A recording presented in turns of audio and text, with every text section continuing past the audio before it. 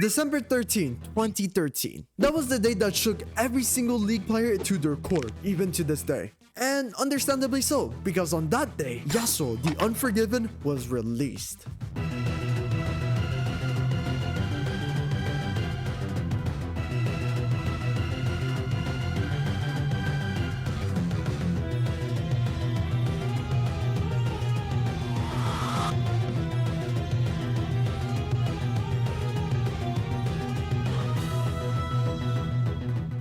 I'm not here to talk about Yasuo as a whole. The community has already done the job for me. I'm only interested in one monstrous ability. No, it's not Wind Wall. I'm talking about Yasuo's Q, Steel Tempest. Hey, I'm Drysicle, your workout enthusiast, your gaming connoisseur, and let me show you why this seemingly simplistic ability is an analytical nightmare.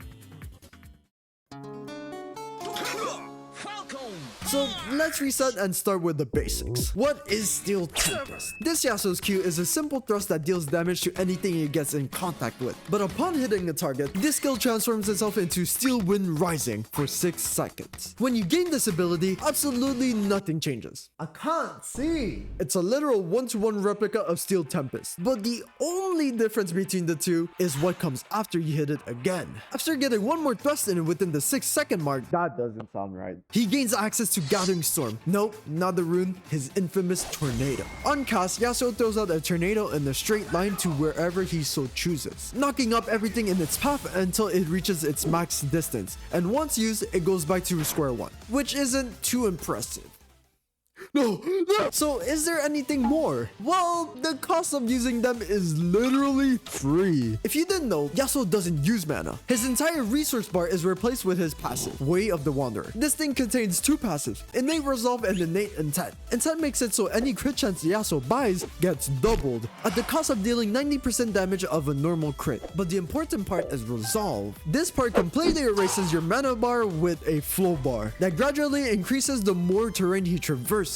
And once fully charged, he gets to soak up any incoming damage for the next hit. Yeah, that's cool and all, and low-key kinda rigged. But the highlight of all of this is it replaces the mana bar. So his abilities are free of charge. No fees, no taxes, no home, no nothing. Just a timer. So what is the real cost? There are many abilities that are basically free of charge, but they have some weaknesses to it. So what about his cooldown? His Q keeps breaking rules of the game. You see, there's a thing called ability haste in the game. This that reduces all cooldowns of your abilities. Don't ask me the specifics, I don't understand the math either. And Yasuo's Qs are one of the few abilities that aren't affected by it. Instead, the cooldown is affected by another stat, attack speed. Getting access to faster attacks, quicker Qs, and even lowered cooldowns is just insane to have. To put it into perspective, for the low price of whatever this build is, his general DPS increases pretty significantly. I cannot describe to you how satisfying it feels being able to weave in auto attacks and Qs one after another. Having synergy like this is almost one of a kind, just like how you could be a one of a kind person by being one of my subscribers. Great execution, Dry. That was 10 out of 10. Please consider subscribing because it does take me a lot of time to make these videos, but anyways, let's continue on. There are plenty of champions that like to buy attack speed to complement their kit, but not many scale with it. Excluding his modern counterpart, Bel'Veth has a good amount, Kalista has her hops, and Graves has his reloads. So low cooldown, no cost, quicker cast time. What the heck does he not have?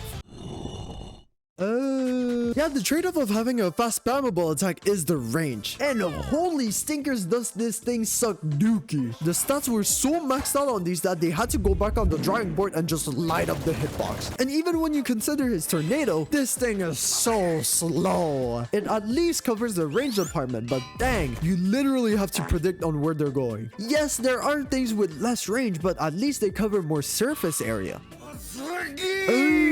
With the aid of Sweeping Blade, Yasuo has the option to deal damage around him if Steel Tempest is casted during his dash, which can make things a lot easier to hit at the cost of a little bit of DPS. This basically gives you an almost guaranteed Q every single time you use it. Unfortunately, if you'd like to hit another guaranteed one back to back, you'll need to wait a decent amount of time for the timer to take down. Or you can make the next dash land next to him, which is a lot harder than you think, at least out of lane. Oh, what the goat? Wow, that was a lot of talking for a basic ability. Yeah. The forbidden side. It's the ugly part of the cube that not many people know about, and bless your heart if you don't. So let's begin. When throwing the cube, the ability contains a special property called on hit. This little stat, when applied to an ability, makes the skill turn into an auto attack, or to be more precise, have auto attack properties. So things like critting, lifesteal, on hit items, and using runes, anything an auto attack can do, it can do as well. But things get a little bit wonky once you add one more person into the mix. When connecting with other targets besides the initial one, the ability is now considered to be an AoE attack and no longer an on-hit attack. This becomes a lot easier to understand if we get on-hit items into this. These items all have effects that trigger on auto attacks, hence the on-hit name. But if your spell contains the effect like Yasuo's Q, it works just as well until it doesn't, which also explains why you get plus healing from these items. Both of these items contain lifesteal, which lets you heal off of damage you deal with auto attacks, or in this case, on-hit. But since this thing decides to be a normal ability right after the first hit, it just doesn't heal you the same if you hit multiple targets. You're literally the same ability from here to here, but you change after hitting one concrete block? Alright. But you can fix that other part by buying items like Leandries or Rylai's that procs after an ability hit. Thoughts? Hey, I'm just saying, Riftmaker fixes your lifesteal issue. So sure, the ability starts with on hit and then no longer has on hit. Alright, yeah. So why does this thing still crit? Normal abilities aren't supposed to crit in the first place. It lost its on-hit ability. How's it even working? I'm not saying that it shouldn't be able to crit. I'm just asking how is it even possible that it's critting? But you know what's funnier than that? Wow! It's the same ability. How are you critting sometimes? This thing is made out of pure hopes and dreams. For each individual person you tag, the code rolls a crit dice for each and one of them. So some might get critted and some might not. For what reason? Oh. But that's all the funky interaction it has by itself. Still, Tempest was already unable to keep itself together, so might as well affect the others. The easiest one to talk about is Flash, and even the term easiest is a stretch here. Q is one of the few abilities that can be buffered before the Flash. It's an instant damage tag that basically no one can react to. But you know what's better than instant damage? Big, undodgeable instant damage. Yeah, you can actually cast your spin attack with Flash, and the perk you get isn't just extra range, it's also faster. That's because whenever you would want to throw out your Q during your E, you would have to wait for your E to travel the full distance before being able to Q. With the exception of Flash, that could just cut out the entire animation out and enable your Steel Tempest to activate. On top of that, if you've already knocked up multiple people, you can slip in an auto attack, an extra EQ, and an ultimate to deal maximum damage. Hey, this isn't a combo video, get out of here. Other than the Flash department, Sweeping Blade has some pretty interesting interactions with Q that are very niche. For instance, this. Did you catch that? It might seem normal at first, but if you take a closer look at my cooldowns, the Q just passes by. Upon using your E, if any of your Qs is 0.5 seconds away from usage, it'll just cut the remaining time and let you swing, which is pretty sick. That's how you're able to do the previous combo so much easier than it actually looks. But why have an earlier cast when you can extend their cast time?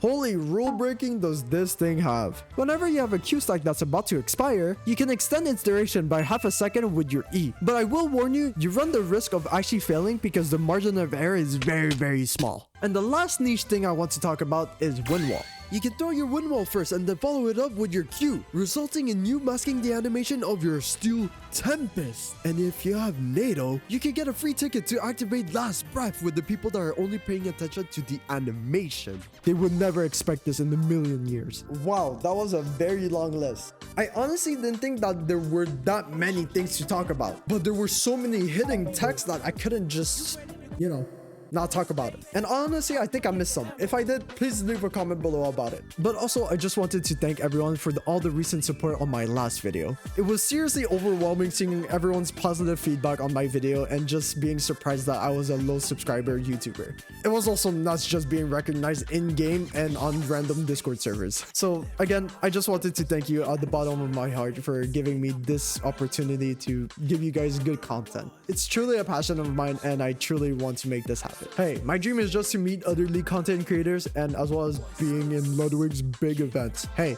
those look fun and I want to be in it. I truly cannot express myself on how much this blew me away, except giving you guys the best possible content I can give you. So yeah, I'm Drysicle, your workout enthusiast, your gaming connoisseur, and I shall see you guys on the next one.